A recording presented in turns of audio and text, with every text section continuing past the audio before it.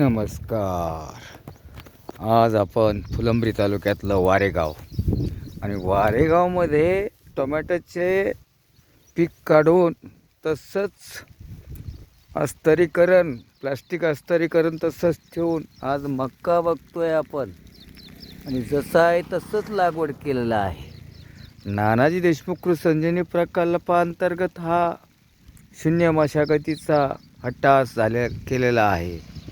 आणि आपण बघत आहोत 1 एकराच्या प्लॉटमध्ये की जसं आहे तसंच न नांगरणी करता, न मशागत करता, न निंदणी करता हे तंत्रज्ञान कसं अगदी रुजायला लागलं शेतकऱ्याकडे. आज आपण बघत आहोत राजीवभाऊ जाधव, गाव वारेगाव, तालुका फुलंब्री आणि जिल्हा संभाजीनगर इथं ह्या प्लॉटवर इथं मका उगलेली आहे. जसं आहे तसंच एकदम तुम्हाला जसं तसं दिसतंय.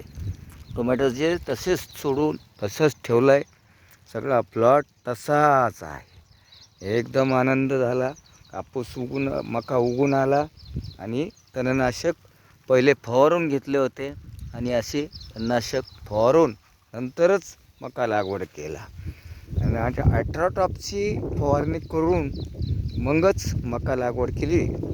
आता हा मका आज 25/07/2024ला बघत आहोत आपण.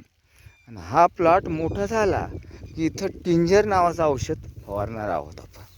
आणि टिंजर फवारला एकदा काम आपलं ओके होणार आणि एकही गवताची काडी न राहता इथं हे व्यवस्थितशीर पीक डोलणार आणि जमिनीचा कर्ब झपाट्याने वाढणार.